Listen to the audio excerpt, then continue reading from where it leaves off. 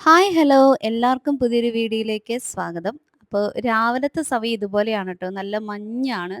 നമ്മളുടെ ഈ മലകളൊക്കെ നമുക്ക് കാണാൻ പറ്റാത്ത രീതിയിൽ ഇങ്ങനെ മഞ്ഞ് മൂടി നിൽക്കുക. അപ്പോൾ നമ്മൾ വിചാരിക്കും ഒരു നല്ലൊരു തണുത്ത കാലാവസ്ഥയായിട്ട് നമുക്ക് തോന്നും. പക്ഷേ പതിയെ പതിയെ ഒരു 7 മണി ആകുമ്പോഴേക്കും നമ്മളുടെ വെയിലങ്ങ് ഉദിക്കാൻ തുടങ്ങും കേട്ടോ. പിന്നെ പിന്നെ പിന്നെ നമുക്ക് നല്ല ചൂടാണ്. അപ്പോൾ എന്നത്തെ പോലെ തന്നെ രാവിലെ എഴുന്നേറ്റുണ്ടെങ്കിൽ എൻ്റെ എല്ലാ വ്ളോഗിലും നിങ്ങൾ കാണുന്ന പതിവ് കാഴ്ച ഇതാണ്. എൻ്റെ പതിവ് കാഴ്ച ഇതാകാൻ കാരണം ഞാൻ എന്നും ചെയ്യുന്ന റുട്ടീൻ ഒരേപോലെ തന്നെയാണ് ട്ടോ.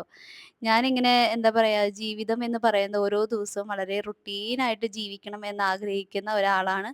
പിന്നെ നമ്മളുടെ പല സിറ്റുവേഷൻ നമുക്ക് പല സ്ഥലങ്ങളിലേക്ക് പോവാനും വരാനും പല കാര്യങ്ങളും എക്സ്ട്രാ ചെയ്യാനും ഒക്കെ ഉണ്ടാവും. എന്നാലും ചെയ്തു തീർക്കേണ്ട കാര്യങ്ങൾ എന്നും റുട്ടീനായിട്ട് തന്നെ ചെയ്യണമെന്നാണ് എനിക്ക് ആഗ്രഹം. അപ്പോൾ ഇന്നിപ്പോ മോൾക്ക് എക്സാം തുടങ്ങുന്നതുകൊണ്ട് അവള് എന്നെക്കാൾ നേരത്തെ എഴുന്നേറ്റിട്ടുണ്ടായിരുന്നു. അപ്പം അവള് രാവിലെ ജനലും എല്ലാം തുറന്നിട്ടത് കൊണ്ടാണ് ഇന്ന് എനിക്കത് തുറക്കണ്ട. അപ്പൊ ഞാനിങ്ങനെ പതിവ് പോലെ തന്നെ എന്നും ഇതും എൻ്റെ അടുത്തൊരു റുട്ടീനിൽ വരുന്ന ഒരു കാര്യമാണ് ഈ ജനല് തുറന്ന് കുറച്ച് നേരം നോക്കി നിക്കാന്ന് പറയുന്നത്. എന്നും അവിടെ ഒരു മാറ്റങ്ങളും വരാറില്ല. പക്ഷെ എന്നാലും അതങ്ങനെ നോക്കി നിൽക്കുന്നത് എൻ്റെ ഒരു സ്ഥിരം കാര്യമാണ് ട്ടോ. അപ്പൊ അത് കഴിഞ്ഞ് നമ്മൾ അടുക്കളയിൽ വന്നു. കിച്ചണൊക്കെ ഞാൻ പറയുന്ന പോലെ തന്നെ എന്നും ഇതുപോലെ വൃത്തിയാക്കി. ഇത് തന്നെയാണ് എന്നും ഞാൻ ചെയ്യുന്ന, ഇതെന്നും ഇങ്ങനൊരു റുട്ടീൻ ഫോളോ ചെയ്ത് പോവാണ്. അപ്പൊ പലർക്കും തോന്നും ഇത് എന്നും ഒരേപോലെ തന്നെയാവും, മടുപ്പ് തോന്നില്ലേന്ന്. പക്ഷെ എനിക്കങ്ങനെ മടുപ്പില്ലാത്ത ആളാണ് ട്ടോ. എനിക്ക് എൻ്റെ ലൈഫില് പല കാരണങ്ങൾ കൊണ്ട് ഇപ്പൊ നമുക്ക് പല യാത്രകൾ പോവാനോ അല്ലെങ്കിൽ നമുക്കിപ്പോ ഒരു എന്താ പറയാ, റുട്ടീൻ ലൈഫിൽ നിന്ന് മാറിപ്പോകുമ്പോഴാണ് എനിക്ക് ആകെ എൻ്റെ ജീവിതത്തിന് ഒരു ഓർഡർ തെറ്റുന്നു. എനിക്കാകെ താളം തെറ്റുന്നു. അപ്പൊ അതാണ് എനിക്ക് ഭയങ്കരമായിട്ട് സ്ട്രെസ് ഉണ്ടാക്കുന്ന ഒരു കാര്യം. ഞാൻ ചെയ്യുന്ന എല്ലാ കാര്യങ്ങളും ഇതേപോലെ തന്നെ ചെയ്തു പോവാണെങ്കില് എൻ്റെ മൈൻഡ് ഭയങ്കര റിലാക്സ്ഡ് ആയിരിക്കും, ഫ്രീ ആയിരിക്കും. അപ്പോൾ എനിക്കിനി ഈ ഒരു ഡേയില് വരുന്ന എക്സ്ട്രാ കാര്യങ്ങൾ ഞാൻ നല്ല ഹാപ്പി ആയിട്ട് നല്ല എൻജോയ് ചെയ്ത് എന്താ പറയാ, അതിൻ്റെ ഒരു ഫുൾഫില്ലോട് കൂടെ തന്നെ ചെയ്തു തീർക്കും ട്ടോ. അതല്ലാതെ ഇപ്പൊ എൻ്റെ റുട്ടീൻ കാര്യങ്ങളിൽ നിന്ന് വ്യത്യസ്തപ്പെട്ട് ഒരു മാറ്റം വന്നാല് ഞാൻ ചെയ്യുന്ന കാര്യങ്ങളിലും അത് പ്രതിഫലിക്കും. അപ്പോൾ എനിക്കെപ്പോഴും അടുക്കും ചിട്ടയുമായിട്ട് കൃത്യമായിട്ടുള്ളൊരു ജീവിതം ഉണ്ടാവണം എന്ന് ആഗ്രഹിക്കുന്ന ഒരാളാണ്. എൻ്റെ ചുറ്റുമുള്ളവരും അത് ഫോളോ ചെയ്യണമെന്ന് ഞാൻ ആഗ്രഹിക്കാറുണ്ട്. അപ്പോൾ ചിലപ്പോ അതില് ചിലർക്കൊക്കെ ഒരു ബുദ്ധിമുട്ട് തോന്നും. എന്നാലും അത് നല്ല കാര്യങ്ങൾ നമ്മൾ പ്രോത്സാഹിപ്പിച്ചെടുക്കുക തന്നെ വേണല്ലോ. അപ്പൊ രാവിലെ എഴുന്നേറ്റ് മേരിമോള് യൂണിഫോം അയൺ ചെയ്യാണ് ട്ടോ. ഇന്ന് മേരിക്ക് മാത്രമേ എക്സാം ഉള്ളൂ. അപ്പൊ മക്കളുടെ യൂണിഫോം രാവിലെ അയൺ ചെയ്യുന്നത് എന്നും മേരി തന്നെയാണ്. അപ്പൊ ഇന്നലെ എൻ്റെ മോനൊന്ന് സ്റ്റഡി ടേബിളുമ്മെ ഇരുന്ന് പഠിക്കാനിരുന്നതിന്റെ ഒരു ഭംഗിയാണ് നിങ്ങളീ കാണുന്നത്.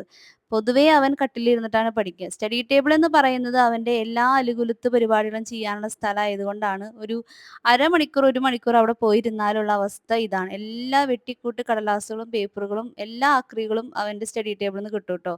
ഞാൻ ചിലപ്പോ അവന്റെ അടുത്ത് പറയാറുണ്ട്, "നിന്റെ സ്റ്റഡി ടേബിളിലുള്ള വല്ല പഴുതാരയോ പാമ്പെങ്ങാനും ചുരുണ്ട് കിടക്കുന്നുണ്ടോ എന്ന് നോക്കാനായിട്ട്." അപ്പോൾ നമുക്ക് രാവിലെ ബ്രേക്ക്ഫാസ്റ്റ് പുട്ടാണ്. അപ്പൊ ഞാന് പതിവ് പോലെ ചിയാ സീഡ് തലേദിവസം വെള്ളത്തിലിട്ട് വെക്കേണ്ടതാണ് ഇത്. പക്ഷെ എനിക്ക് പിന്നെ നമുക്ക് മരുന്നൊക്കെ കഴിച്ച സമയമുള്ളത് കൊണ്ട് ഞാൻ രാവിലെ ചെറിയ ചൂടുവെള്ളത്തില് ഇതുപോലെ ഒരു ചെറിയ സ്കൂപ്പുള്ള ഒരു സ്പൂൺ കൊണ്ട് ഒരു 2 സ്പൂൺ, നിറച്ചിടില്ല, അങ്ങനെയാണ് ഞാനത് ഇട്ട് വെക്കാറുള്ളത്. ഈ ചിയാ സീഡ് എന്ന് പറയുന്നത് നമുക്ക് എല്ലാ സൂപ്പർ മാർക്കറ്റിലും അവൈലബിൾ ആണെന്ന് തോന്നുന്നു. കാരണം നമ്മളുടെ വീടിന്റെ അടുത്തുള്ള ചെറിയ കടകളിൽ പോലും നമുക്കിത് കിട്ടുന്നുണ്ട്. ആ ഒരു പാക്കറ്റിന് 100 രൂപയുള്ളൂ ട്ടോ ഇതിന്റെ വില എന്ന് പറയുന്നത്. നമ്മളത് വെള്ളത്തിലിട്ടാല് അത് എല്ലാ സീഡുകളും വെള്ളത്തില് കുതിരാൻ പാകത്തിന് നമ്മളത് നന്നായി ഇളക്കി വെക്കണം. ഇല്ലെങ്കി അതിന്റെ നമ്മൾ ഇളക്കാതെ അങ്ങനെ വെച്ചിട്ടുണ്ടെങ്കിൽ അതിന്റെ മോൾ ഭാഗം ഒന്നും വെള്ളം നനവ് കിട്ടില്ല. അത് ആ സീഡ് സീഡ് പോലെയായിട്ട് തന്നെ കിടക്കും. അപ്പൊ നമ്മളിങ്ങനെ ഇളക്കി വെക്കണം. ഇങ്ങനെ വെച്ച് ഒരു 1 അവർ കഴിയുമ്പോ തന്നെ നമുക്ക് ആ സീഡുകളൊക്കെ നല്ല സ്മൂത്തായിട്ട് കിട്ടും ട്ടോ. നമ്മളിപ്പോ സ്ഥിരമായിട്ട് ഇതിങ്ങനെ ഡെയിലി റുട്ടീനായിട്ട് കഴിച്ചില്ലെങ്കിലും നമ്മൾ ഇടയ്ക്കൊക്കെ ഒരു സർബത്ത് ഉണ്ടാക്കുമ്പോഴോ നാരങ്ങ വെള്ളമൊക്കെ ഉണ്ടാക്കുമ്പോൾ കുറച്ച് ചിയാ സീഡ് ഇതുപോലെ ഒരു അരമണിക്കൂർ കുതിർത്തി അങ്ങനെ വെക്കുകയാണെങ്കിൽ നല്ലതാണ്. അപ്പോൾ ഇത് അടുത്തൊരു കാര്യമാണ്, നമ്മൾ തലേദിവസത്തെ പാത്രങ്ങളൊക്കെ കഴുകി വെച്ചത് വൃത്തിയാക്കി വെക്കുക എന്നുള്ളത്. അപ്പം എൻ്റെ അടുത്ത് സ്ഥിരമായിട്ട് മെസ്സേജിൽ വരാറുണ്ട്, ടൈം ലാപ്സ് ഉപയോഗിച്ച് ചെയ്യൂ ചേച്ചി, ചെയ്യൂ ചേച്ചി എന്ന് പറഞ്ഞിട്ട്. അപ്പൊ ആൾക്ക് ഞാൻ അവൻ പറഞ്ഞ ആ ഒരു കാര്യത്തിന് ബോയാന്ന് തോന്നുന്നു. ആ പറഞ്ഞൊരു കാര്യത്തിന് ഞാൻ അംഗീകരിച്ചിട്ടുണ്ട് എന്ന് അറിയിക്കാൻ വേണ്ടിയിട്ടാണ് ട്ടോ ഞാനിതൊരു ടൈം ലാപ്സിലിട്ട് ചെയ്തത്. പിന്നെ ഇതിപ്പോ ഡീറ്റെയിൽ ആയിട്ട് പറയേണ്ട കാര്യങ്ങളൊന്നുമില്ല. നമ്മളുടെ വീട്ടില് മണി പ്ലാന്റുകൾ ഞാൻ വീട്ടിൽ നിന്ന് ഇത്രയുള്ളൊരു ഒരു 3, 4, 5 ബഞ്ച് കൊണ്ടുവന്നതാണ്. അതിൽ നിന്ന് പിന്നെ അത് വളർന്ന് വെട്ടി, വെട്ടി, വെട്ടി ഞാൻ ഇപ്പൊ നമ്മളുടെ വീട്ടിലെ പല പല സ്ഥലങ്ങളിലായിട്ട് മണി പ്ലാന്റ് വെച്ചിട്ടുണ്ട് ട്ടോ. എനിക്ക് തോന്നുന്നു, പക്ഷെ കിച്ചണിൽ വെച്ചേക്കണേനാണ് ഏറ്റവും കൂടുതൽ വളർച്ചയുള്ളത്. അപ്പൊ ഞാൻ ഒരെണ്ണം ഇവിടെ വാഷിംഗ് ബേസിന്റെ അവിടെ വെച്ചു. കുറച്ചു നേരം ഞാൻ ആലോചിച്ചു. അവിടെ മോളില് വെക്കുമ്പോഴാണ് അതിന് ഭംഗി. പക്ഷെ ആരെങ്കിലും വന്ന് കൈ കഴുകുമ്പോഴോ, അല്ലെങ്കിൽ ഭക്ഷണം കഴിച്ച് കഴിഞ്ഞ് തുപ്പുകയൊക്കെ ചെയ്യുമ്പോൾ അതുമ്മേക്ക് തെറിക്കോ എന്ന് വിചാരിച്ചിട്ട് കുറച്ച് നേരത്തെ ആലോചനയ്ക്ക് ശേഷം ഞാനത് താഴെ തന്നെ ഇറക്കി വെച്ചു. അതിന് എന്താ പറയാ, ഒരു ചെടിക്കും ഉണ്ട് അതിൻ്റേതായ മാന്യത നമ്മളെല്ലാവർക്കും കൊടുക്കണ്ടേ. എന്നാ പിന്നെ അത് താഴ്ത്തിരിക്കട്ടെ എന്ന് വിചാരിച്ചു. പിന്നെ ഒരു ചെറിയ ബഞ്ച് ഞാൻ ഇതുപോലെ രൂപക്കൂടിൻ്റെ അവിടെ വെച്ചിട്ടുണ്ട്. അപ്പൊ ഇടയ്ക്കൊക്കെ എടുത്തിട്ടാണ് ട്ടോ ഞാനിതൊക്കെ കഴുകി വൃത്തിയാക്കിയൊക്കെ വെക്കാറുള്ളത്. ഇതാണ് ഇതിന്റെ തറവാട്. ഈ ഒരു പോട്ടിൽ നിന്നാണ് ഇതിന്റെ തറവാട് ആരംഭിച്ചത്. അതിൽ നിന്നുണ്ടായ കുടുംബങ്ങളാണ് ആ ബാക്കിയുള്ളതെല്ലാവരും. അത് കഴിഞ്ഞാ പിന്നെ നമുക്ക് നമ്മളുടെ ബാൽക്കണിയിൽ കുറച്ച് ചെടികളുണ്ട് ട്ടോ. അപ്പൊ കഴിഞ്ഞ ദിവസം പപ്പയും മമ്മിയും ഇവിടെ വന്നിട്ടുണ്ടായിരുന്നു. അപ്പൊ മമ്മി വന്നപ്പോ നമ്മുടെ വീട്ടില് ഈ ചെടികള് വേടിച്ച സമയത്ത് തന്നെ നമ്മള് നഴ്സറിന്ന് മേടിച്ച വളം ഉണ്ടായിരുന്നു. ഞാൻ ഇങ്ങനെയുള്ള കാര്യങ്ങളൊന്നും എനിക്കങ്ങനെ വലിയ ചെയ്ത് പരിചയമില്ലാത്ത ആളാണ്. അപ്പൊ മമ്മി വന്നിട്ട് ഒരു കമ്പെടുത്ത് ചട്ടിയിലെ മണ്ണൊക്കെ ഒന്ന് ഇളക്കി മറിച്ച് അതില് വളമൊക്കെ ഇട്ട് കൊടുത്ത്, ഉണങ്ങിയ ഇലകളൊക്കെ വെട്ടിക്കളഞ്ഞ് അങ്ങനെയൊക്കെ ഗാർഡൻ ഒന്ന് ഭംഗിയാക്കി എടുത്തു ട്ടോ. ഞാൻ അങ്ങനെയുള്ള കാര്യങ്ങളൊക്കെ അവര് ചെയ്യുമ്പോ ഞാൻ വളരെ ആകാംക്ഷപൂർവ്വം നോക്കി നിൽക്കും. എനിക്ക് കൂടുതൽ ഈ ഗാർഡൻ പരിപാടികള്, ചെടികൾ നട്ട് വളർത്തുന്നതിനെ കുറിച്ചൊന്നും എനിക്കങ്ങനെ കാര്യമായ അറിവില്ല. എനിക്ക് നമ്മളെ മണ്ണില് ചെടികള് വെച്ച് നല്ല ഓസൊക്കെ എടുത്ത് എന്താ പറയാ, വെള്ളമൊക്കെ ചീറ്റി നനയ്ക്കുക, അതിന്റെ ഇലകളെയൊക്കെ ഒന്ന് നനച്ച് കുളിപ്പിക്കുക, അതൊക്കെ എനിക്ക് ഭയങ്കര ഇഷ്ടാണ്. പക്ഷേ എന്നെ സംബന്ധിച്ച് എനിക്കങ്ങനെ മണ്ണില് ചെടികള് വെച്ച് വെള്ളം നനയ്ക്കാനുള്ള അവസരമൊന്നും കിട്ടിയിട്ടില്ല. ചെറുപ്പത്തിലൊക്കെ പിന്നെ നമ്മളുടെ ചെറുപ്പത്തിൽ അതൊക്കെ നമ്മളുടെ പപ്പയും മമ്മിയും ആരെങ്കിലുമൊക്കെ ചെയ്യും. പിന്നെ വലുതായപ്പോ പിന്നെ നമുക്കൊരു എന്റെ ജീവിതത്തിന്റെ ഞാനായിട്ട് എന്റെ ഒരു ലൈഫ് തുടങ്ങിയപ്പോ അത് ഭൂരിഭാഗവും ഇതുവരെയും ഫ്ലാറ്റ് ലൈഫ് തന്നെയാണ് എനിക്കുള്ളൂ. അപ്പൊ അതുകൊണ്ട് തന്നെ അങ്ങനെ ചെടികൾ നനച്ച് നട്ട് വളർത്തിയിട്ടുള്ള പരിചയമോ അതിനുള്ള അവസരം എനിക്ക് കിട്ടിയിട്ടില്ല. എനിക്ക് ഭയങ്കര ഇഷ്ടാണ് അങ്ങനെ നനയ്ക്കാനായിട്ട്. വീട്ടിലൊക്കെ പോയി കഴിഞ്ഞിട്ടുണ്ടെങ്കിൽ ഞാൻ ചെടി നനയ്ക്കും ട്ടോ. എനിക്കിങ്ങനെ മോട്ടറൊക്കെ ഓണാക്കി ചെടികളുമ്മെ ഇങ്ങനെ നല്ല വെള്ളം തെറിപ്പിച്ച് വെള്ളം നനയ്ക്കാനായിട്ട് എനിക്ക് നല്ല ഇഷ്ടാണ്. അപ്പൊ രാവിലെ ബ്രേക്ക്ഫാസ്റ്റ് പുട്ടും പഴമാണ്. എൻ്റെ മക്കൾക്ക് എന്താ പറയാ, ഒരു 40% പോലും ഇഷ്ടമില്ലാത്ത ബ്രേക്ക്ഫാസ്റ്റാണ്. അവർക്ക് ഈ മുട്ടയും ചീസും പഴവും ഇതൊക്കെയാണ് ഇഷ്ടം. പക്ഷെ എന്നും അങ്ങനെ കഴിച്ചാ പോരല്ലോ. എന്നെങ്കിലൊക്കെ ഇതും കഴിച്ച് പഠിക്കണ്ടേന്ന് വിചാരിച്ച് വല്ലപ്പോഴൊക്കെ ഞാൻ ഉണ്ടാക്കി കൊടുക്കുന്നതാണ് ട്ടോ പുട്ട്. ഇപ്പൊ കഴിഞ്ഞ ഒരു 2 ദിവസം മുന്നും പുട്ട് തന്നെയായിരുന്നു. അപ്പൊ ഇന്നും പുട്ടന്നെയാണ്. അപ്പൊ ഞാൻ ചിയ സീഡ് കഴിക്കുന്നുണ്ട്. അപ്പൊ ആ സമയത്താണ് മക്കളുടെ അടുത്ത് ഇങ്ങനെ പരീക്ഷയാണല്ലോ. അപ്പൊ പരീക്ഷയ്ക്ക് പോണേന്റെ കുറെ നിർദ്ദേശങ്ങളും കാര്യങ്ങളും ഒക്കെ പറഞ്ഞു കൊടുക്കാണ്. അപ്പൊ മോനിന്ന് എക്സാം ഇല്ല എങ്കിലും അവനും ചേച്ചി എഴുന്നേറ്റ് കുറച്ച് കഴിഞ്ഞപ്പോ തന്നെ ഒപ്പം എഴുന്നേറ്റിട്ടുണ്ട്. അപ്പൊ ഇനി മോനെയും കൊണ്ട് ഹോസ്പിറ്റലിൽ പോകേണ്ട കാര്യങ്ങളുണ്ട്. അവന്റെ കണ്ണിന് കുറച്ച് ദിവസങ്ങളായിട്ട് ഒരു ചുവപ്പ് കളർ. അപ്പൊ അത് കുറച്ച് ദിവസമായി. ഞാൻ വിചാരിച്ചു ചൂട് കൊണ്ടായിരിക്കും. തലയിൽ എണ്ണയൊക്കെ തേച്ച് കുളിച്ച് കഴിഞ്ഞാൽ മാറുമെന്നൊക്കെ വിചാരിച്ചു. എണ്ണയൊക്കെ തേച്ച് കുളിപ്പിച്ചു. പക്ഷെ അതുകൊണ്ട് മാറുന്നില്ല. അവന് പഠിക്കാനിരിക്കുമ്പോ ബുക്ക് കുറച്ച് നേരം വായിക്കുമ്പോഴൊക്കെ കണ്ണീന്ന് വെള്ളം വരുന്നുണ്ട്. കണ്ണില് കരട് പോയ പോലെ ഫീൽ ചെയ്യുന്നുണ്ട് എന്നൊക്കെ പറയുന്നു. അപ്പൊ കഴിഞ്ഞ ദിവസം ഒറ്റൊരു ദിവസം അവന് പനിയും ഛർദിയുണ്ടായി. ഒരു ദിവസം മാത്രം. അപ്പൊ ഞാൻ വിചാരിച്ചു ഇനി അതില് കിട്ടിയ എന്തെങ്കിലും വൈറൽ ഇൻഫെക്ഷൻ ആയിരിക്കോ? എന്തായാലും ഡോക്ടറെ അടുത്ത് പോവാമെന്ന് വിചാരിച്ചു. അപ്പൊ നേരത്തെ പോണം. അപ്പൊ അതുകൊണ്ട് അവനും എഴുന്നേറ്റുണ്ട്. അപ്പൊ രാവിലെ ബ്രേക്ക്ഫാസ്റ്റും പരിപാടികളൊക്കെ കഴിഞ്ഞു. അപ്പൊ പുട്ടും പഴവും കഴിക്കാനിരിക്കുമ്പോ ചെറുപ്പത്തിലാണെങ്കിലും നമുക്ക് നമ്മുടെ അമ്മമാര് പഴം കുഴച്ച് എന്താ പറയാ, ഇങ്ങനൊരു ബോളാക്കി വെച്ച് തരുവായിരുന്നു. ഞങ്ങളുടെ വീട്ടിൽ അതുപോലെ ഞങ്ങക്ക് ചെയ്ത് തരാറുള്ളത് മേമയാണ് ട്ടോ. മേമ വീട്ടിൽ വരുന്ന ദിവസമൊക്കെ പുട്ടും പഴമായിരിക്കും ഞങ്ങൾ ഉണ്ടാക്കുക. അപ്പൊ മേമ മിക്ക വെള്ളിയാഴ്ചയും വൈകിട്ട് വീട്ടിൽ വരും. അത് കഴിഞ്ഞ് ഞായറാഴ്ച രാവിലെയൊക്കെ ആയിരിക്കും പോവുക. അപ്പൊ മേമയും മോളൊക്കെ വരുമ്പോ അന്ന് പുട്ടുണ്ടാക്കും. അപ്പൊ മേമ എല്ലാവർക്കും ഇങ്ങനെ പഴം കുഴച്ച് പുട്ടില് കുഴച്ച് ഇങ്ങനെ ഉരുളയാക്കി ഉണ്ടയാക്കി വെച്ച് തരും. അപ്പൊ ഇങ്ങനെ സുഖാണല്ലോ. നമ്മളുടെ ആ ഒരു പരിപാടി ചെയ്യാനായിട്ട് പഴം ഇങ്ങനെ അളിച്ച് പിളിച്ച് ഒടച്ച് ആ ഒരു കാര്യം നമ്മളുടെ കയ്യിലാവാനായിട്ട് നമുക്ക് ഇത്തിരി ബുദ്ധിമുട്ടാണ്. പക്ഷെ അത് കുഴച്ചൊക്കെ തന്നു കഴിഞ്ഞാല് പിന്നെ അത് കഴിക്കാനായിട്ട് ഇഷ്ടാണ്. അപ്പൊ അങ്ങനെ കുഴച്ച് തരാറുള്ളത് മേമയാണ് ട്ടോ. അപ്പൊ ഞാൻ മോന് അതുപോലെ കുഴച്ച് കൊടുക്കാണ്. അപ്പോ മോളിങ്ങനെ പുട്ടും വെച്ച് ഇങ്ങനെ ഇനി എന്ത് ചെയ്യണം, എന്ത് ചെയ്യണം എന്ന് വിചാരിച്ച് ഇങ്ങനെ ആലോചിച്ചിരിക്കുന്നുണ്ട്. അപ്പോ പലരും ചോദിക്കാറുണ്ട് എന്റെടുത്ത് ദുബായിലെ ലൈഫൊക്കെ കളഞ്ഞ് ഇവിടെ വന്നിട്ട് അത് മിസ് ചെയ്യുന്നില്ലേന്ന്. പക്ഷെ എനിക്ക് ഇതുപോലെ രാവിലെ മക്കൾക്ക് ബ്രേക്ക്ഫാസ്റ്റ് ഉണ്ടാക്കി കൊടുക്കുക, ഉച്ചയ്ക്ക് അവരുടെ കൂടെ ലഞ്ച് കഴിക്കുക, അല്ലെങ്കിൽ അവർക്ക് ലഞ്ച് പ്രിപ്പയർ ചെയ്ത് കൊടുക്കുക, 4 മണിക്ക് ചായ ഉണ്ടാക്കി കൊടുക്കുക. ഇതൊക്കെ ഒരു അമ്മയുടെ റെസ്പോൺസിബിലിറ്റി ഞാൻ ഏറ്റവും കൂടുതൽ എൻജോയ് ചെയ്യുന്ന ഒരാളാണ്. അപ്പൊ ഞാൻ ഒരുപാട് നാൾ അത് അങ്ങനെ ചെയ്തിട്ട് പിന്നെ കോവിഡൊക്കെ കഴിഞ്ഞ് മോൻ സ്കൂളിൽ പോകാൻ തുടങ്ങിയ സമയത്താണ് വീണ്ടും ജോലിക്ക് കയറിയത്. ആ ഒരു 1.5 വർഷം എനിക്കത് ചെയ്യാൻ പറ്റാത്തതിന്റെയും മക്കള് മക്കളുടേതായ രീതിയിൽ അനുഭവിക്കുന്ന സ്ട്രെസ്സൊക്കെ ഞാൻ വല്ലാതെ ബുദ്ധിമുട്ടിച്ചിട്ടുണ്ട്. അപ്പൊ അതുകൊണ്ട് ഈ ഒരു ലൈഫില് ഞാൻ ഹാപ്പിയാണ് ട്ടോ. അപ്പൊ മോൾക്ക് എക്സാമിന് പോകേണ്ട സമയായി. അപ്പൊ രാവിലെ സ്കൂളിൽ പോകുന്നതിന് മുന്നേ, എക്സാം പോകുന്നതിന് മുന്നേ നമുക്ക് കുറച്ച് നിർദ്ദേശങ്ങളൊക്കെ കൊടുക്കാനുണ്ട്. വീണ്ടും ഇത് തന്നെ ഞാൻ പറഞ്ഞുകൊണ്ടിരിക്കുകയാണ്. ടൈം മാനേജ് ചെയ്ത് എഴുതണം, എല്ലാ ചോദ്യങ്ങൾക്കും ഉത്തരം എഴുതണം, മാക്സിമം എഴുതണം, എക്സാമ്പിൾസ് എഴുതണം. അപ്പോൾ നമ്മുടെ എല്ലാ മക്കൾക്കും ഏകദേശം എക്സാമുകൾ തുടങ്ങുന്ന കാലഘട്ടമാണ്, എക്സാം സമയങ്ങളാണ്. എല്ലാ കുട്ടികളും നന്നായി എക്സാം എഴുതാൻ പറ്റട്ടെ എന്ന് ഞാൻ ആശംസിക്കുന്നു. മക്കൾക്ക് അങ്ങനെ ഒരുപാട് സ്ട്രെസ്സൊന്നും കൊടുക്കണ്ട. അവരവരുടേതായ രീതിയില് പഠിക്കട്ടെ. പിന്നെ അവര് എങ്ങനെ ക്വസ്റ്റ്യൻസ് അറ്റൻഡ് ചെയ്യണം, എങ്ങനെ വൃത്തിയായിട്ട് എഴുതണം, എങ്ങനെയാണ് നമ്മളൊരു ക്വസ്റ്റ്യൻ കിട്ടിക്കഴിഞ്ഞാൽ പെർഫോം ചെയ്യേണ്ടത്, അതിന്റെ മാക്സിമം തന്നെ നമ്മൾ അതിലേക്ക് നമുക്കറിയാവുന്നതിന്റെ മാക്സിമം നമ്മളതിൽ പെർഫോം ചെയ്യണം. പിന്നെ എക്സാം ഹോളിൽ ടൈം മാനേജ് ചെയ്യാൻ നമ്മൾ പഠിക്കണം. എന്തൊക്കെ അവിടെ ഇവിടെ നടന്നു എന്ന് പറഞ്ഞാലും നമ്മളുടെ ടൈമില് നമുക്കാരും വിട്ടുവീഴ്ച ചെയ്യില്ല. അപ്പൊ നമ്മള് എക്സാം എഴുതുന്നിടത്ത് ശ്രദ്ധിച്ചിരിക്കണം. ഇടയ്ക്ക് സമയം ഒന്ന് നോക്കിക്കോളൂ. ഇങ്ങനെയുള്ള കാര്യങ്ങളൊക്കെയാണ് പറയുന്നത്. ഇത് എൻ്റെ മക്കളോട് പറയുന്ന പോലെ തന്നെ എല്ലാ മക്കളോടും പറയേണ്ട കാര്യം തന്നെയാണ് ട്ടോ. അപ്പൊ അങ്ങനെ മേരിമോള് പോയി. അപ്പോൾ ഞാൻ പറഞ്ഞല്ലോ, നമുക്ക് ഹോസ്പിറ്റലിൽ പോകാനുള്ളത് കൊണ്ട് രാവിലെ തന്നെ നമുക്ക് ചോറും കറിയൊക്കെ വെക്കണം. അപ്പൊ ചോറ് ഓൾറെഡി ആയിട്ടുണ്ട്. അപ്പൊ നമ്മളിന്ന് വെക്കുന്നത് പരിപ്പും തക്കാളിയും കറിയാണ് ട്ടോ. വളരെ സിമ്പിൾ ആയിട്ടുള്ള കറിയാണ്. അപ്പൊ കഴുകി വൃത്തിയാക്കിയ പരിപ്പ്, അതിലേക്ക് തക്കാളിയും പച്ചമുളകും സവാളയും, ഒരു 1.5 സവാള എടുത്തിട്ടുണ്ട്, 2 തക്കാളി എടുത്തിട്ടുണ്ട്, ഒരു 5, 6 പച്ചമുളക് എടുത്തിട്ടുണ്ട്. പച്ചമുളകാണ് ഈ കറിയുടെ എരിവ്. ആ പച്ചമുളകിന്റെ എരിവ് തന്നെയാണ് ഈ കറിയുടെ ഒരു ചൊടി എന്ന് പറഞ്ഞാലും. പിന്നെ പേരിന് മഞ്ഞൾപ്പൊടി, മഞ്ഞ കളറാണ് നമുക്ക് വേണ്ടത്. അപ്പോൾ അതുകൊണ്ട് മഞ്ഞൾപ്പൊടി ഒരു 1/2 സ്പൂൺ എടുത്തിട്ടുണ്ട്. മുളക് പൊടി ഒരു പേരിന് വേണ്ടി മാത്രം. അത്രയും മഞ്ഞ കളർ നിൽക്കുമ്പോൾ ഭംഗി ഉണ്ടാവില്ലല്ലോ എന്ന് വിചാരിച്ചിട്ട് ഒരു തുണ്ട് മുളക് പൊടി ഇട്ടിട്ടുണ്ട്. ഇത്രയും കാര്യങ്ങളും ഉപ്പും ചേർത്ത് കഴിഞ്ഞാൽ വെള്ളവും ചേർത്തിട്ട് അതിനെ പാകത്തിനുള്ള അതെല്ലാം മുങ്ങി നിൽക്കുന്ന ഒരു പരുവത്തിനായിട്ട് നമുക്ക് ഒന്ന് മിക്സ് ചെയ്ത് അടച്ചു വെക്കാം ട്ടോ. അപ്പം എന്തൊക്കെയാണ് നമ്മൾ ചേർത്തേ? കഴുകി വെച്ച പരിപ്പും തക്കാളി, സവാള, പച്ചമുളക്, ഉപ്പ്, വെള്ളവും ചേർത്ത് മൂടി വെച്ചിട്ടുണ്ട്.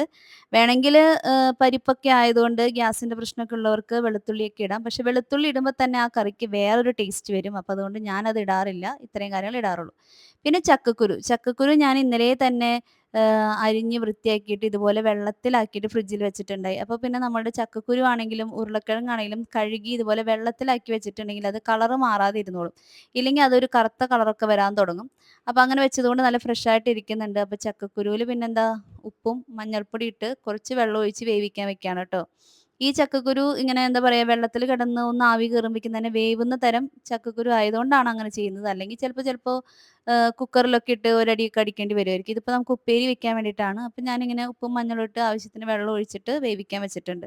നമ്മൾ തൃശ്ശൂരുകാർക്ക് ചക്കയുടെ ഒരു കാലമായി കഴിഞ്ഞിട്ടുണ്ടെങ്കിൽ പിന്നെ ചക്കക്കുരും മാങ്ങയും, ചക്കക്കുരു ഉപ്പേരി, പോർക്കും ചക്കക്കുരും, ബീഫും ചക്കക്കുരും, പിന്നെ എന്താ പറയുക, ചക്ക എളിശ്ശേരി, ചക്ക വരട്ടിയത്, ചക്ക കിണ്ണത്തപ്പം, ഇതെല്ലാം എനിക്കറിയില്ല മറ്റു നാടുകളിലും ഇങ്ങനെയൊക്കെ തന്നെയാണെന്ന്. എന്തായാലും തൃശ്ശൂര് ചക്ക എന്ന് പറയുന്നത് ഒരു വികാരമാണ്. ഇപ്പൊ നമുക്കങ്ങനെ ചക്കയൊന്നും വീട്ടിൽ കിട്ടാനും ഇല്ല ട്ടോ. കടയിൽ നിന്ന് മേടിക്കുന്നത് എന്തുമാത്രം നല്ലതാവും എന്നറിയാത്തത് കൊണ്ടും, പിന്നെ നല്ല വിലയാണ്. നമ്മൾ അത്രയും വലിയ ചക്കയും മേടിച്ച് തുറന്ന് നോക്കുമ്പോൾ അത് ശരിയല്ലെങ്കിൽ നമ്മളാകെ സങ്കടപ്പെട്ടു പോകും. അപ്പം വീടിന്റെ അടുത്തൊക്കെ ചക്കയുള്ളവരുടെ അടുത്തൊക്കെ നമ്മളൊന്ന് പറയും, ഒരു ചക്ക തന്നോളൂ ട്ടോ എന്നൊക്കെ പറയും. പിന്നെ നമ്മുടെ ബന്ധുക്കളുടെ വീട്ടിലൊക്കെ ഉണ്ടെങ്കിൽ ഇപ്പൊ കഴിഞ്ഞ ദിവസം ചേച്ചിയുടെ വീട്ടില് എൻ്റെ ഒരു ചേട്ടൻ്റെ ഭാര്യയുടെ വീട്ടീന്ന് കൊണ്ടുവന്ന ചക്ക 3, 4 കഷ്ണങ്ങളാക്കി മുറിച്ച് എത്തിക്കാവുന്നിടത്തേക്ക് എല്ലായിടത്തേക്കും ചേച്ചി എത്തിച്ചിട്ടുണ്ട് ട്ടോ. കാരണം ചക്ക കഴിക്കാൻ എല്ലാവർക്കും ഇഷ്ടാണ്. ഇപ്പൊ നമുക്കത് കിട്ടാനുമില്ല. അപ്പൊ ഒരു ചക്ക കിട്ടിയാലും അതിനൊരു 6, 7 കഷ്ണാക്കി മുറിച്ചിട്ടാണ് എല്ലാ വീടുകളിലും എത്തിക്കുന്നത്. ഉള്ളതുകൊണ്ട് ഓണം പോലെ എന്ന് പറഞ്ഞ പോലെ. അപ്പൊ ആ ചക്കയുടെ കുരുവാണ് ഞാൻ ഒരു ദിവസം ചക്കക്കുരു മാങ്ങയും കറി വെച്ചു. ഇന്നിപ്പോ ദേ ചക്കക്കുരു ഉപ്പേരി കറി വെക്കുന്നു. അപ്പൊ അത് കഴിഞ്ഞിട്ട് ഞാൻ ഫ്രീസറിൽ നിന്ന് ഞാന് കഴിഞ്ഞൊരു ദിവസം പറഞ്ഞല്ലോ സുഗുണ ചിക്കനെ കുറിച്ച്. ഇതാണ് അതിന്റെ പാക്കറ്റ്. സുഗുണ ഫുഡ്സ് ആണിത്. ഇത് മാരിനേറ്റഡ് ചിക്കൻ 65. നല്ല എന്താ പറയാ, നല്ല ഫ്രൈ ചെയ്തെടുക്കുമ്പോൾ നല്ല പ്ലീ പ്ലീന്ന് ഇരിക്കും ചെയ്യും. പിന്നെ നല്ല മസാലയാണ് അതിന്റെ. നല്ല ടേസ്റ്റാണ് കഴിക്കാനായിട്ട്. അപ്പൊ ഞാന് ഇതിന് 199 റുപ്പീസാണ് ഇതിന്റെ വില. അപ്പൊ ഞാനത് മേടിച്ചിട്ടുണ്ടായിരുന്നു. അപ്പൊ അത് നേരത്തെ ഫ്രീസറിൽ നിന്ന് എടുത്ത് പുറത്ത് വെച്ചാലാണല്ലോ നമുക്ക് വറുക്കാൻ പറ്റുള്ളൂ. അപ്പൊ ഞാനത് പുറത്ത് വെക്കാണ്. അപ്പൊ ഞാൻ തലയിൽ എണ്ണയൊക്കെ തേച്ച് കൊടുത്തപ്പോൾ മോന്റെ അടുത്ത് പറഞ്ഞു, നിന്റെ സ്റ്റഡി ടേബിൾ ഞാൻ ഇന്ന് കണ്ടു രാവിലെ, അത് നീ മര്യാദയ്ക്ക് പോയി വൃത്തിയായിട്ട് ഒതുക്കിക്കോ എന്ന് പറഞ്ഞു. അപ്പൊ അവനത് ഇപ്പൊ നിങ്ങൾ നോക്കിയേ ഒന്ന്, അതിനകത്തുനിന്ന് വരുന്ന കാര്യങ്ങളാണ്. അതിനകത്ത് പഠിക്കുന്ന ബുക്കുകൾ ഇരിക്കുന്നത് വളരെ ചുരുങ്ങിയ ഒരു സ്ഥലത്താണ്. പിന്നെ എല്ലാം ഈ വെട്ടിക്കൂട്ട് കഷ്ണങ്ങളാണ് കേട്ടോ. അപ്പൊ അങ്ങനെ ആളത് ഒതുക്കിക്കൊണ്ടിരിക്കുകയാണ്. അപ്പൊ നമ്മുടെ പണികളൊന്നും കഴിഞ്ഞിട്ടില്ല കേട്ടോ. അപ്പൊ ഞാൻ മോനെയും കൊണ്ടൊന്ന് ഐ വിഷനിൽ പോവാണ്, പറവട്ടാനിയില്. അവന് കുറച്ച് ദിവസമായിട്ട് കണ്ണിലിങ്ങനെ ചുവപ്പ് കളറും ഇങ്ങനെ പാട വരുന്ന പോലെയൊക്കെ, അപ്പോൾ പീള വരുന്ന പോലെയൊക്കെ തോന്നി. അപ്പോൾ ഞാൻ വെളിച്ചെണ്ണ തേച്ച് അവനെ കുളിപ്പിക്കുന്നുണ്ട്. അങ്ങനെ കുളിപ്പിച്ചു. അപ്പോൾ കുറയുമെന്ന് വിചാരിച്ചു. പക്ഷെ അത് ചില ദിവസങ്ങൾ കുറയും, പിന്നെ അവൻ ബുക്ക് വായിക്കുമ്പോഴും ഒക്കെ അവന് വീണ്ടും കണ്ണിന് എന്തോ കരട് പോയ പോലെ എന്ന് പറഞ്ഞിട്ട്, അപ്പൊ എന്തായാലും കണ്ണിന്റെ ഒരു കാര്യമല്ലേ, അപ്പൊ എന്തായാലും ഹോസ്പിറ്റലിൽ പോവാന്ന് വിചാരിച്ചു. അപ്പൊ അതിന് പോകാൻ വേണ്ടി റെഡി ആയിട്ടിരിക്കുകയാണ് കേട്ടോ. അപ്പൊ അതിന് മുന്നായിട്ട് കുറച്ച് കാര്യങ്ങൾ പറയാമെന്ന് വിചാരിച്ചത് എന്താണെന്ന് വെച്ചാല്, നമുക്ക് മഞ്ഞുകാലവും മഴക്കാലവും കാറ്റുകാലവും വേനൽക്കാലം ഒക്കെ ഉണ്ടെങ്കിലും വേനൽക്കാലം നമുക്ക് പൊതുവെ ആർക്കും ഇഷ്ടമില്ലാത്തൊരു കാലഘട്ടമാണ്. കാരണം എന്ന് വെച്ചിട്ടുണ്ടെങ്കിൽ അതിന്റെ ഒരു ചൂടിന്റെ ആ ഒരു അസഹനീയത കൊണ്ട് തന്നെയാണ് നമുക്കത് ആ കാലഘട്ടത്തിനെ ഇഷ്ടമില്ലാതാക്കുന്നത്. അപ്പോൾ ഈ ഒരു സമയം നമുക്കിനി എന്തായാലും March, April, May, June, July ആയിരിക്കണം ചിലപ്പോൾ ഒന്ന് മഴ വരണമെങ്കിൽ. അപ്പൊ അതുവരെ നമ്മളിനി അതികഠിനമായ ചൂടിലൂടെ തന്നെയാണ് കടന്നു പോകാൻ പോകുന്നത്. അപ്പൊ ഈ സമയത്ത് നമ്മൾ എന്തെല്ലാം കാര്യങ്ങൾ നമുക്ക് ശ്രദ്ധിക്കാനുണ്ടെന്നുള്ളത് എല്ലാവർക്കും അറിയുന്ന കാര്യങ്ങളാണ്. എന്നാലും ഒന്ന് ഓർമ്മപ്പെടുത്തലിലൂടെ ഒരു എന്താ പറയാ, അതിന്റെ ഒരു ഓർഡർ പ്രകാരം ഞാനൊന്ന് ഓർമ്മിപ്പിക്കുന്നു എന്ന് മാത്രം കേട്ടോ. അപ്പൊ നമ്മളെ ഹെയർ തൊട്ട് തുടങ്ങാം. നമ്മുടെ സ്കാൽപ്പ് ആണെങ്കിലും നമ്മുടെ സ്കിൻ ആണെങ്കിലും അത്രയും ഡീഹൈഡ്രേഷനും ഡ്രൈയും ആകുന്ന ഒരു സമയമാണ് വേനൽക്കാലം എന്ന് പറയുമ്പോൾ. അപ്പൊ നമ്മൾ ഓരോ ദിവസം ഇടവിട്ടോ ആഴ്ചയിൽ 2 ദിവസമായിട്ടോ എണ്ണ തേച്ച്, അധിക നേരം നിന്നില്ലെങ്കിലും എണ്ണ തേച്ച് നമ്മുടെ സ്കാൽപ്പിനൊക്കെ ഒന്ന് മോയിസ്ചറൈസ് ചെയ്ത് കുളിക്കാനായിട്ട് ശ്രമിക്കുക. എല്ലാ ദിവസവും തലയും മേലും കുളിക്കുക എന്നുള്ളത് തന്നെയാണ് വേനൽക്കാലത്ത് ചെയ്യുന്നത്. പറ്റുമെങ്കിൽ നമ്മളുടെ മേല് കഴുകുക എന്നത് രാവിലെയും വൈകിട്ടും 2 പ്രാവശ്യം ചെയ്യുക. കാരണം നമ്മൾ അത്രയും വിയർക്കുന്ന സമയം കൂടിയാണ്. അപ്പൊ എണ്ണ തേക്കുന്ന ഒരു കാര്യം ആഴ്ചയിൽ ഒരു 2 ദിവസം 3 ദിവസമൊക്കെ ആയിട്ട് ചെയ്താൽ മതി. കാരണം നമുക്കറിയാം കണ്ണിൽ കുരു വരിക, തലച്ചൂട് ഇറങ്ങുക, കണ്ണ് ചുമക്കുക, ഇങ്ങനെയുള്ള കാര്യങ്ങളൊക്കെ നമുക്ക് സംഭവിക്കുന്ന ഒരു കാലഘട്ടമാണ് വേനൽക്കാലം എന്ന് പറയുന്നത്. അതിന്റെ ഒരു കാര്യം വെച്ചിട്ടുണ്ടെങ്കിൽ ചൂട് കൊണ്ട് തന്നെയാണ്. അപ്പൊ നമ്മുടെ തലേനൊന്ന് കുളിർക്കാനായിട്ട് നമുക്ക് എണ്ണ തേച്ച് കുളിക്കുക എന്ന് പറയുന്നത് മാത്രമേ ചെയ്യാനുള്ളൂ. അപ്പൊ രാവിലെയും വൈകിട്ടും മേല് കഴുകുക, ആഴ്ചയിൽ ഒരു 3 ദിവസമായിട്ട് തലയിൽ എണ്ണ തേച്ച് തന്നെ കുളിക്കുക എന്ന് പറയുന്നതാണ് ഒരു കാര്യം. പിന്നെ അടുത്ത കാര്യമാണ്, നമ്മൾ പുറത്ത് പോകുമ്പോൾ നമ്മളുടെ സ്കിന്ന് എന്ന് പറയുന്നത് ഡീഹൈഡ്രേഷൻ ഒപ്പം തന്നെ സൺ നമ്മൾ പ്രൊട്ടക്ട് ചെയ്യുക എന്ന് പറയുന്നത് നമ്മുടെ ഉത്തരവാദിത്തമാണ്. അപ്പോൾ SPF ചുരുങ്ങിയത് ഒരു 50 എങ്കിലും ഉള്ള സൺസ്ക്രീനുകൾ ഉപയോഗിക്കാനായിട്ട് നോക്കുക. പലർക്കും സൺസ്ക്രീൻ ഉപയോഗിക്കുമ്പോൾ ഇങ്ങനെ എന്താ പറയുക, അത് വളരെ വൈറ്റ് കാസ്റ്റ് ആയിട്ട് പോകുന്നു എന്നുള്ളത് കൊണ്ടാണ് സൺസ്ക്രീൻ ഉപയോഗിക്കാൻ പലരും മടി കാണിക്കുന്നത്. അപ്പോൾ നമ്മൾ പറ്റുമെങ്കിൽ ഒരു ഡെർമറ്റോളജി ഡോക്ടറിനെ പ്രിസ്ക്രൈബ് ചെയ്തിട്ടോ അല്ലെങ്കിൽ ഏതെങ്കിലും ഒരു മെഡിക്കൽ ഷോപ്പിൽ വെച്ചിട്ട് ജെൽ ഫോമിലുള്ളതോ വളരെ ലൈറ്റ് വെയിറ്റ് ആയിട്ടുള്ള സൺസ്ക്രീനുകൾ നമുക്ക് മേടിക്കാൻ ഇപ്പോൾ മാർക്കറ്റിൽ അവൈലബിൾ ആണ്. അത് അങ്ങനെ തന്നെ മുഖത്ത് പുരട്ടാൻ ബുദ്ധിമുട്ടുള്ളവരാണെങ്കിൽ നിങ്ങൾ ഉപയോഗിക്കുന്ന കുറച്ച് മോയ്സ്ചറൈസ് ക്രീം എടുക്കുക, അതിൽ കുറച്ച് സൺസ്ക്രീൻ ഇട്ട് മിക്സ് ചെയ്തതിന് ശേഷം മുഖത്ത് പുരട്ടിയാലും ഒന്നും ചെയ്യാതെ പോകുന്നതിനേക്കാളും ഒരു പ്രൊട്ടക്ഷൻ നമുക്ക് കിട്ടും. നമ്മൾ വിചാരിക്കും നമ്മൾ ഇത്രയും നാൾ വെയിലത്ത് നടന്നിട്ട് നമുക്ക് കുഴപ്പങ്ങളൊന്നും സംഭവിക്കുന്നില്ല എന്ന്. പക്ഷെ ഓരോ വർഷം കഴിയും തോറും നമ്മളുടെ സൂര്യന്റെ രശ്മികളുടെ ആ ഒരു എന്താ പറയാ എഫക്റ്റ് കൂടി വരുന്ന സമയമാണ്. അപ്പൊ ഇത് ഇപ്പോഴായിരിക്കില്ല, ഒരു 2-3 വർഷം കഴിയുമ്പോഴായിരിക്കും നമ്മുടെ സ്കിന്നിന് ഇതൊക്കെ പെട്ടെന്ന് ബാധിക്കാൻ തുടങ്ങുക. അപ്പോൾ SPF ഉള്ള സൺസ്ക്രീനുകൾ മുഖത്തിടാനാണെങ്കിലും നമ്മളുടെ കയ്യിലും കാണുന്ന ശരീരഭാഗങ്ങളിലാണെങ്കിലും നമ്മൾ മോയ്സ്ചറൈസറിൽ മിക്സ് ചെയ്തിട്ടാണെങ്കിലും നമ്മുടെ കയ്യിലും കഴുത്തിലൊക്കെ പറ്റാനായിട്ട് ശ്രദ്ധിക്കാം. പിന്നെ ഇങ്ങനെയുള്ള സമയങ്ങളിൽ മാക്സിമം കവറപ്പ് ആയിട്ടുള്ള ഡ്രസ്സുകൾ ഇടുന്നതായിരിക്കും ഏറ്റവും നല്ലത്. കാരണം നമ്മളുടെ സ്കിന്നിനെ മാക്സിമം സണ്ണിൽ നിന്ന് പ്രൊട്ടക്ട് ചെയ്യുക എന്നുള്ളതാണ് നമ്മൾ ചെയ്യേണ്ട കാര്യം. അപ്പൊ അങ്ങനെ വേണം കേട്ടോ. ഇന്നിപ്പോ ഞാനിപ്പോ ഈ സാരി എടുത്ത് പോകുന്ന വെച്ചിട്ടുണ്ടെങ്കിൽ ഞാൻ കൂടുതൽ ഇപ്പൊ വണ്ടിയുമെയാണ് യാത്ര. വണ്ടിയുമ പോകുമ്പോൾ എനിക്ക് സാരി എടുത്ത് പോകാന്ന് പറയുന്നത് വലിയ ബുദ്ധിമുട്ടായിട്ടുള്ള, ഞാൻ ഇതുവരെ ട്രൈ ചെയ്തിട്ടില്ല. അപ്പൊ അതുകൊണ്ട് എനിക്ക് സാരിയാണ് പേഴ്സണലി ഏറ്റവും ഇഷ്ടപ്പെട്ട വസ്ത്രവും സാരിയാണ്. അപ്പോൾ മക്കളെയും കൊണ്ട് പുറത്തു പോകുമ്പോൾ എന്ന് പറഞ്ഞാൽ ഞാനൊന്നെങ്കിൽ ബസ്സിലോ അല്ലെങ്കിൽ ഓട്ടോയിലൊക്കെ ആയിരിക്കും പോവുക. അപ്പൊ ആ സമയങ്ങളിലൊക്കെ ഞാൻ സാരി എടുത്ത് പോകും. അല്ലാത്ത സമയങ്ങളിലൊക്കെ കോളറിനെക്കും ഏകദേശം ഇത്ര വരെ കൈയുള്ള കുർത്തിയൊക്കെ ഇട്ടിട്ട് തന്നെയാണ് ഞാൻ പുറത്തു പോകുന്നത്. അപ്പോൾ മാക്സിമം കവറപ്പായിട്ടുള്ള ഡ്രസ്സുകൾ ഇടാനായിട്ട് ശ്രമിക്കുക. പിന്നത്തെ ഒരു കാര്യമാണ്, ഈ ഒരു വേനൽക്കാലം എന്ന് പറയുമ്പോൾ നമുക്ക് കോട്ടൺ ഡ്രസ്സുകളാണ് കൂടുതൽ നല്ലത്. അപ്പൊ എപ്പോഴും നമ്മൾ കോട്ടൺ ഡ്രസ്സുകൾ അല്ലെങ്കിൽ ലൂസ് ഫിറ്റ് ആയിട്ടുള്ള ഡ്രസ്സുകൾ, ഇറുകി ഇടാത്തതായിട്ടുള്ള ഡ്രസ്സുകളൊക്കെ ഇടാനായിട്ട് ശ്രമിക്കണം. അപ്പോൾ നമ്മുടെ ഇപ്പോൾ ഞാനാണെങ്കിൽ ഇപ്പോൾ നമ്മൾ സ്ഥിരമായിട്ട് ഇടുന്ന ലെഗീൻസ്, സിഗരറ്റ് പാൻസ് ഒക്കെയാണ് നമ്മൾ കുർത്തകളുടെ അടിയിലിടുക. അപ്പൊ ഞാനിപ്പോൾ ഈ ഒരു വേനൽക്കാലം ഒന്ന് കടന്നു കിട്ടാൻ വേണ്ടിയിട്ട് കുറച്ച് common colours, pink, red, black, of white, അങ്ങനെ കുറച്ച് കോമൺ കളേഴ്സിന്റെ കുറച്ച് തുണികളൊക്കെ എടുത്ത് വെച്ചിട്ടുണ്ട്. അത് തയ്പ്പിക്കണം, ലൂസ് പാൻറ്റുകൾ തയ്ക്കാനായിട്ട്. അപ്പൊ നമുക്ക് കുർത്തയുടെ അടിയിൽ ഈ ഒരു സമയത്ത് ഇടാൻ നല്ലത് ലൂസ് പാൻറ്റുകളാണ്. മറ്റേതൊക്കെ ഇറുകി പിടിച്ച് നിൽക്കുമ്പോൾ നമുക്ക് ബുദ്ധിമുട്ടായിരിക്കും. പിന്നെ വീട്ടിലിടുന്ന ഡ്രസ്സുകളാണെങ്കിൽ എപ്പോഴും ലൂസ് ഫിറ്റ് ആയിട്ടുള്ള കോട്ടൺ ക്ലോത്ത്സുകൾ ഉപയോഗിക്കാനായിട്ട് നോക്കുക. ഇനി നമ്മളൊരു പുറത്ത് പോയി വരുമ്പോൾ ശ്രദ്ധിക്കേണ്ട കാര്യം വെച്ചാൽ, നമ്മൾ ഒബ്വിയസ്ലി നമ്മൾ വിയർത്ത് ദാഹിച്ച് ഒക്കെയാണ് നമ്മൾ കയറി വരുന്നത്.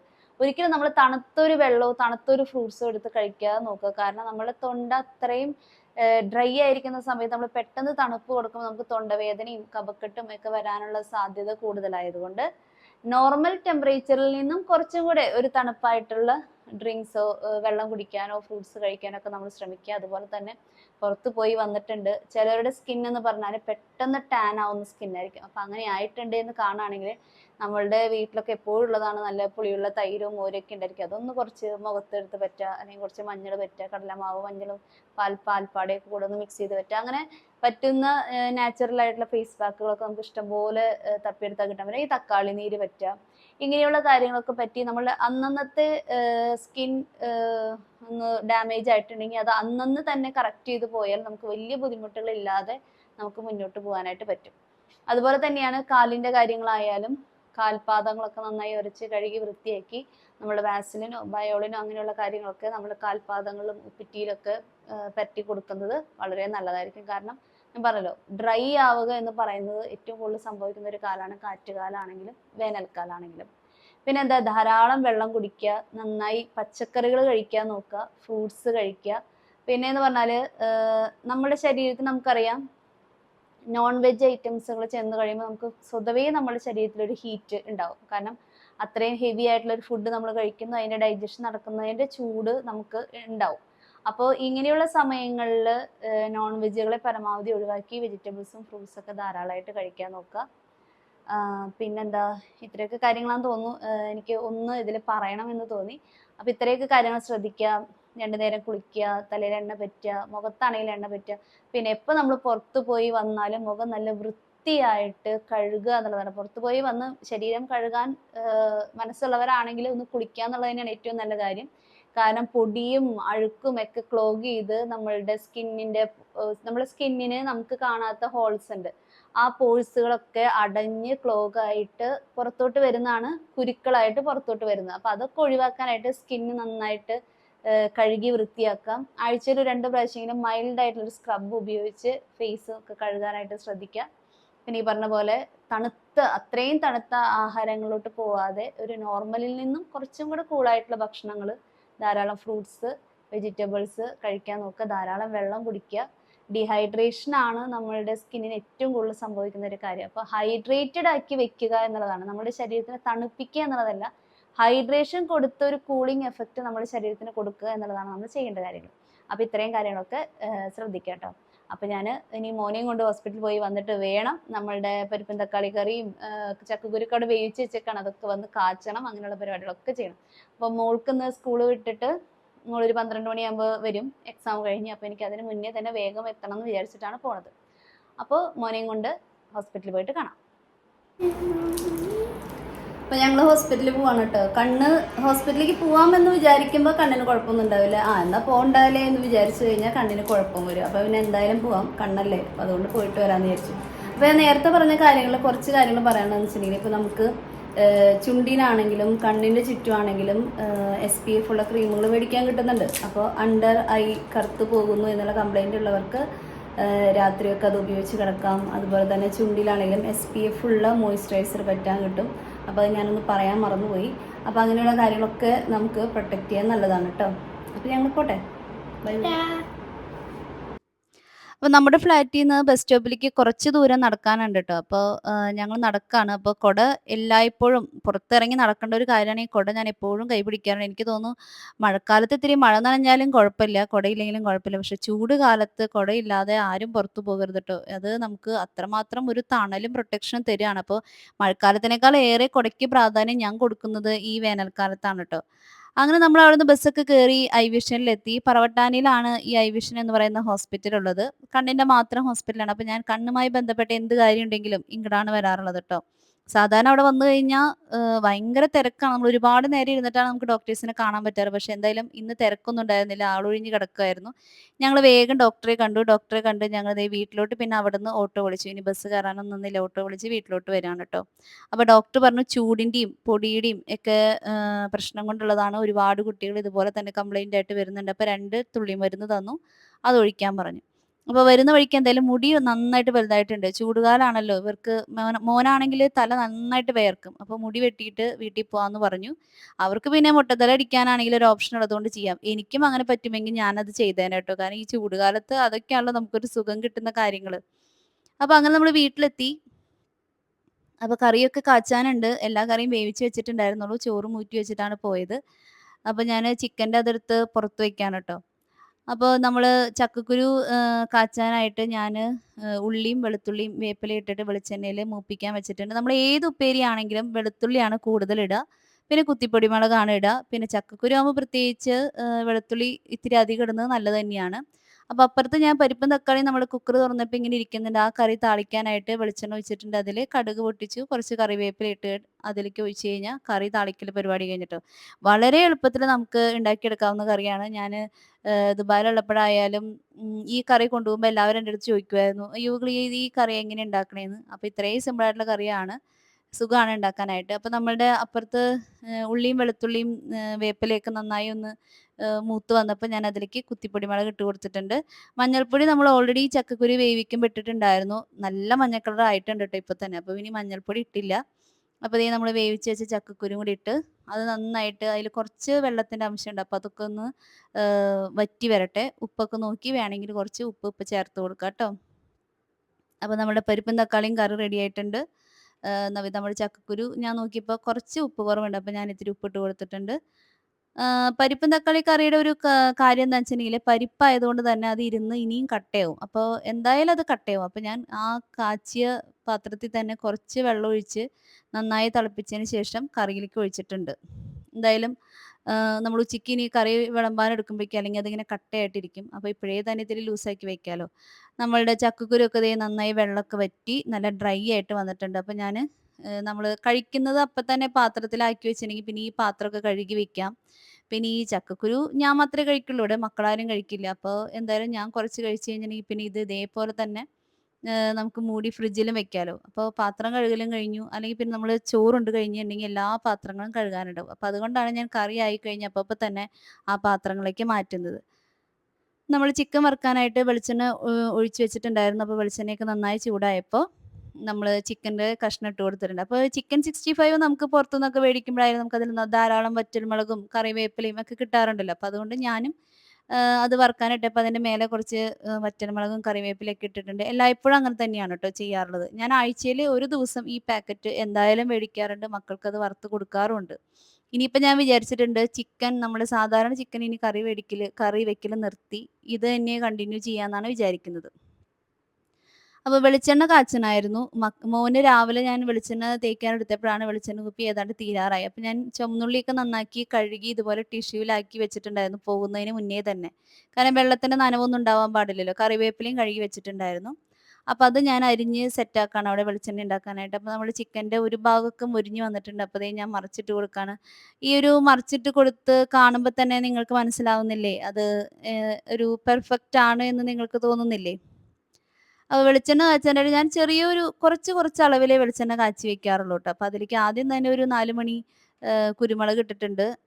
ഞാൻ എപ്പോഴൊക്കെയോ കണ്ടിട്ടും കേട്ടിട്ടൊക്കെയുണ്ട്. കുരുമുളക് ഇട്ട് കഴിഞ്ഞിട്ടുണ്ടെങ്കിൽ ഏതൊരു വെളിച്ചെണ്ണ കാച്ചുമ്പോഴും കുരുമുളക് ഇട്ടിട്ടുണ്ടെങ്കിൽ നമുക്ക് നീർക്കെട്ടും നീർവീഴ്ചയൊന്നും വരില്ലാന്ന്. അപ്പൊ ഇപ്പൊ ഞാൻ സാധാരണ വെളിച്ചെണ്ണ കാച്ചാറുള്ളത് ഇതുപോലെ കുരുമുളക് ഇടും. അത് കഴിഞ്ഞ് അതിലേക്ക് ഈ ചുവന്നുള്ളിയും കറിവേപ്പിലയും മാത്രം ചേർത്തിട്ടാണ് വെളിച്ചെണ്ണ ഉണ്ടാക്കാറുള്ളത്. പണ്ടൊക്കെ വളരെ ലാവിഷായിട്ടായിരുന്നു ട്ടോ.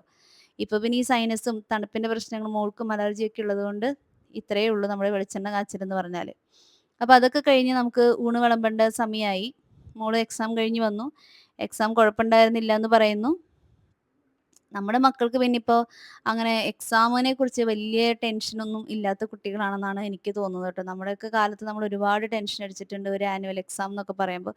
ഇവർക്കിപ്പോ അങ്ങനത്തെ ബുദ്ധിമുട്ടുകളൊന്നുമില്ല. പിന്നെ ഇവർക്കാണെങ്കിൽ ഒരു എക്സാം കഴിഞ്ഞ് ഇനി 4, 5 ദിവസം കഴിഞ്ഞിട്ടാണ് അടുത്ത എക്സാം. അപ്പൊ അതുകൊണ്ട് അവർക്ക് അങ്ങനെ ടെൻഷനൊന്നുമില്ല. അപ്പൊ നമ്മൾ ഊണ് വിളമ്പാനായിട്ട് ദേ ഞാൻ ചോറ് എടുത്തിട്ടുണ്ട്. നമ്മുടെ പരിപ്പും തക്കാളിയും കറിയും ചക്കക്കുരുവും പിന്നെ ഇത്രയും മാത്രമാകുമ്പോൾ അതിലൊരു ചൊടിയില്ലല്ലോ എന്ന് വിചാരിച്ചിട്ടാണ് നമ്മള് ചിക്കൻ വറുത്തത്. അപ്പോൾ ചിക്കനും കൂടി ആയിക്കഴിഞ്ഞിട്ടുണ്ടെങ്കിൽ ഇന്നത്തെ ഊണ് കുശാലമായി. അപ്പോൾ സ്കൂളിൽ പോയി വന്ന വിശേഷങ്ങളൊക്കെ പറഞ്ഞുകൊണ്ട് നമ്മൾ ഊണ് കഴിക്കുകയാണ്.